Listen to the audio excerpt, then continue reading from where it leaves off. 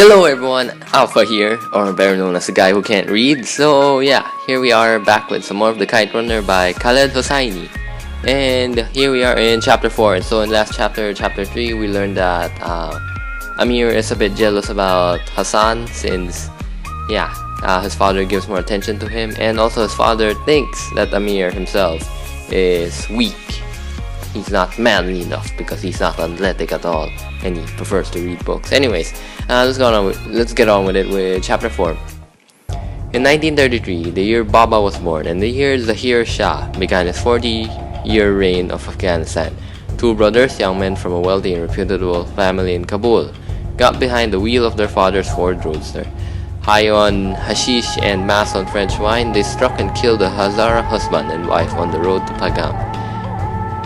The police brought the somewhat contrite young men and the dead couple's 5-year-old orphan boy before my grandfather, who was a highly regarded judge and a man of impeccable reputation. After hearing the two brothers' account and their father's plea for mercy, my grandfather ordered the two young men to go to Kandahar at once and enlist in the army for 1 year. This despite the fact that their family had somehow managed to obtain them exemptions from the draft. Their father argued, but not too vehemently, and in the end everyone agreed that the punishment had been perhaps harsh but fair. As for the orphan, my grandfather adopted him into his own household and told the other servants to tutor him, but to be kind to him. That boy was Ali. Ali and Baba grew up together as childhood playmates, at least until polio crippled Ali's leg, just like Hassan and I grew up a generation later. Baba was always telling us about the mischief he and Ali used to cause, and Ali would shake his head and say, "But Aga Sahib, tell them who was the architect of the mischief, and who the poor laborer." Baba would laugh and throw his arm around Ali. But in none of his stories did Baba ever refer to Ali as his friend. The curious thing was, I never thought of Hassan and me as friends either. Not in the usual sense. Anyhow, never mind that. We taught each other to ride a bicycle with no hands, or to build a fully functional homemade camera out of a cardboard box. Now that takes skill. Never mind the point that we spent entire winters flying kites, running kites. Never mind that, to me, the face of Afghanistan is that of a boy with a thin boned frame and a shaved head and low set ears, a boy with a Chinese doll face perpetually lit by a hair-lipped smile. Never mind any of those things, because history isn't easy to overcome, neither is religion. In the end, I was a Pashtun and he was a Hazara. I was Sunni and he was Shia, and nothing was ever going to change that. Nothing. But we were kids who had learned to crawl together, and no history, ethnicity, society, or religion was going to change that either. I spent most of the first 12 years of my life playing with Hassan. Sometimes my entire childhood seems like one long, lazy summer day with Hassan, chasing each other between tangles of trees in my father's yard, playing hide and seek, cops and robbers, cowboys and Indians, insect torture with our crowning achievement, undeniably, the time we plucked the stinger off a bee and tied the string around the poor thing to yank it back every time it took flight. Okay. We chased the Kochi, the nomads who passed through Kabul on their way to the mountains of the north. We would hear their caravans approaching our neighborhood, the mewing of their sheep, the baaing of their goats, the jingle of bells around their camels' necks. We'd run outside to watch the caravan plod through our street, men with dusty, weather-beaten faces and women dressed in long, colorful shawls, beads, and silver bracelets around their waists and ankles. We hurled pebbles at their goats, we squirted water on their mules. I'd make Hassan sit on the wall of ailing corn and fire pebbles with a slingshot at the camels' rears.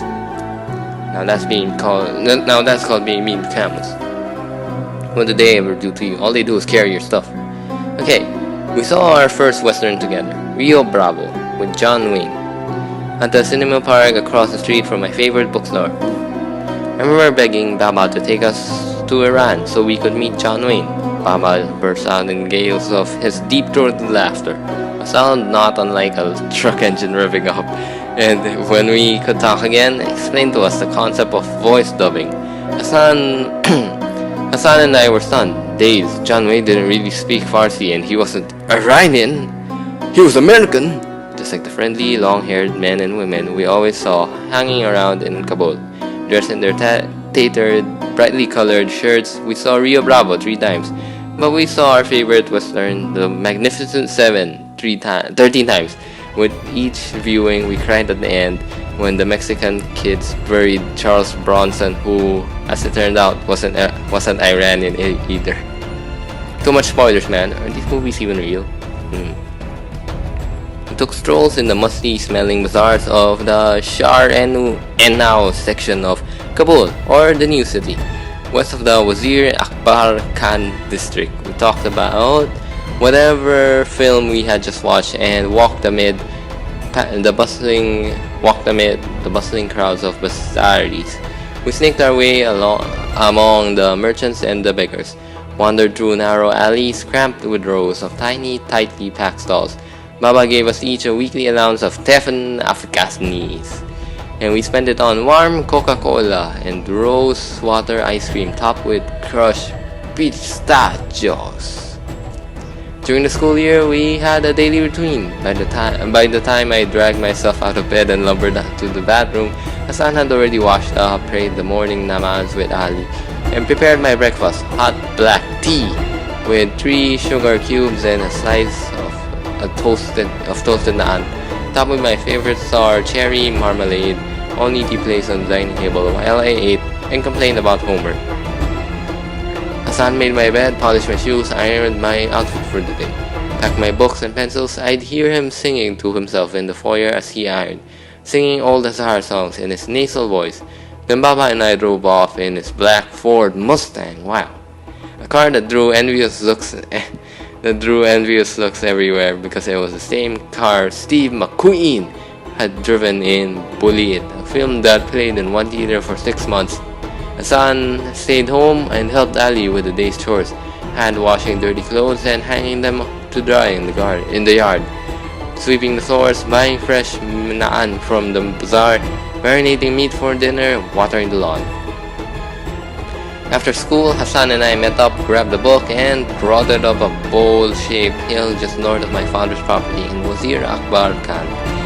There was an old abandoned cemetery atop the hill with rows of unmarked headstones and tangles of brushwood clogging the aisles. Seasons of rain and snow had turned the iron rusty gate and left the cemetery's low white stone walls in decay. There was a pomegranate tree near the entrance to the cemetery. One day, I used one of Ali's kitchen knives to carve our names into it. Oh, you shouldn't even do it. Amir and Hassan, the Sultans of Kabul. Those words made it formal. The tree was ours. After school, Hassan and I climbed its branches and snatched a blood-red pomegranates. After we'd eaten the fruit and wiped our hands on the grass, I would read to Hassan. Sitting cross-legged, sunlight and shadows of pomegranate leaves dancing on his face, Hassan absently plucked blades of grass through the ground as I read him stories he couldn't read for himself. That Hassan would grow up illiterate like Ali, and most Hazaras had been decided the minute he had been born. Perhaps even the moment he had been convinced in Sanobor's unwelcoming womb after all. What use did a servant have for the written word? But despite his illiteracy, or maybe because of it, Hassan was drawn to the mystery of words, seduced by a secret world forbidden to him. I read him poems and stories, sometimes riddles, though I stopped reading those when I saw he was far better at solving them than I was.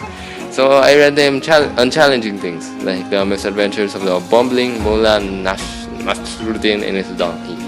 We sat for hours under that tree, sat there until the sun faded in the west, and still Hassan insisted that we had enough daylight for one more story, one more chapter. My favorite part of reading to Hassan was when we came across a big word that he didn't know, I tease him, expose his ignorance. One time I was reading him a Mullah Nasruddin story and he saw me. What does that word mean? Which one? Imbecile. You don't know what it means? Nay, Amiraga. But it's such a common word. Still, I don't know it. I felt the sting of my tease. His smiling face didn't show it. Well, well, everyone in my school knows what it means. Let's see. Imbecile, it means smart, intelligent. I'll use it in a sentence for you. When it comes to words, Hassan is an imbecile. He said nothing. I would always feel guilty about it later, so I tried to make up for it by giving him one of my old shirts or a broken toy. I would tell myself that was immense enough for a harmless prank. Hassan's favorite book by far was the Shahnameh, the 10th century epic of ancient Persian heroes. He liked all of those chapters. The Shahs of old, Feridun, Zal, and Rubere. But his favorite story and mine was Rostam and Sorhab, the tale of the great warrior Rostam and his fleet-footed horse. Rostam mortally wounds his valiant nemesis Sorhab in battle, only to discover that Sorhab is his long-lost son. Stricken with grief, Rostam hears his son dying in words, "If thou art indeed my father, then hast thou stained thy sword in the lifeblood of thy son, and thou didst it of thine obstinacy. For I sought to turn thee unto love, and I implored of thee thy name. For I thought to behold in thee the tokens recounted of my mother. But I appealed unto thy heart in vain, and now in the time gone for meeting." Read it again, Amiraka, Hassan would say. Sometimes tears pulled in Hassan's eyes as I read him this passage, and I always wondered whom he wept for, the grief-stricken Rostam who tears his clothes and covers his head with ashes, or the dying Sorhab who only longed for his father's love. Personally, I couldn't see the tragedy in Rostam's face. After all, didn't all fathers in their secret hearts harbor a desire to kill their sons? One day in July 1973, I played another little trick on Hassan. I was reading to him, and suddenly I strayed from the written story. I pretended I was reading from the book, slipping pages regularly, but I had abandoned the text altogether, taken over the story, and made up my own. Hassan, of course, was oblivious to this. To him, the words on the page were a scramble of codes, indecipherable, mysterious. Words were secret doorways, and I held all the keys. After I started to ask him if he'd like the story, a giggle rising in my throat when Hassan began to clap. "What are you doing?" I said. That was my favorite story you've read me in a long time." Really? Really? That's fascinating. I muttered. I meant it too. This was wholly unexpected. "Are you sure, Hassan?" He was still clapping. "It was great, Amir Agha. Will you read me more of it tomorrow?" Fascinating. A little breathless, feeling like a man who discovers a buried treasure in his own backyard. Walking down the hill, thoughts were exploring my head, like though fireworks had shaman. "Best story you've read me in a long time," he said. I had read him a lot of stories. Hassan was asking me something. "What? What does that mean?" "Fascinating." I laughed, clutched him in a hug, and planted a kiss on his cheek. "What was that for?" he said, started blushing. Gave him a friendly shove, smiled. "You're a prince, Hassan. You're a prince, and I love you." The same night I wrote my first short story. It took me 30 minutes. It was a dark little tale about a man who found a magic cup and learned that if he wept into the cup, his tears turned into pearls. But even though he always had been poor, he was happy. He was a happy man and rarely shed a tear. So he found ways to make himself sad, so that his tears could make him rich. As the pearls piled up, so did his greed grow. The story ended with a man sitting on a mountain of pearls, knife in hand, weeping helplessly into the cup, with his beloved wife's slain body in his arms. Ooh, now that's a story. Really like it. That evening, I climbed the stairs and walked into Baba's smoking room. In my hands, the 2 sheets of paper on which I had scribbled the story. Baba and Rahim Khan were smoking pipes and sipping brandy when I came in. "What is it, Amir?" Baba said. Reclining on the sofa and placing his hands behind his head, blue smoke swirled around his face. His glare made my throat feel dry. Cleared it and told him I'd written a story! Respect me! Baba nodded and gave a thin smile that conveyed little more than faint interest. "Well, that's very good, isn't it?" Then, nothing more, he just looked at me through the cloud of smoke. I probably stood there for under a minute, but to do to say, it was one of the longest minutes of my life. Seconds plopped by, each separated from the next by an eternity. Air grew heavy damp, almost solid. I was breathing bricks. Baba went on staring me down and then offered to read. Oh, rejected. As always, it was Rahim Khan who rescued me. He held out his hand and favored me with a smile that had nothing faint about it. May I have it? May I have it, Amir? Amir Khan? I would very much like to read it. Baba had hardly ever used the term of endearment, Han, when he addressed me. Baba shrugged and stood up. He looked relieved, as if he too had been rescued by Rahim Khan. "Yes, give it to her, Kaka Rahim. I'm going upstairs to get ready." And with that, he left the room. Most of the days I worshipped Baba with an intensity approaching the religious. But right then, I wish I could open my veins and drain his cursed blood from my body. An hour later, as the evening sky dimmed, the 2 of them drove off in my father's car to attend a party. On his way out, Rahim Khan hungered before me and handed me my story and another folded piece of paper. He flashed a smile and winked. "For you. Read it later." Then he paused and added a single word that did more to encourage me to pursue writing than any compliment any editor has ever paid me. That word was bravo.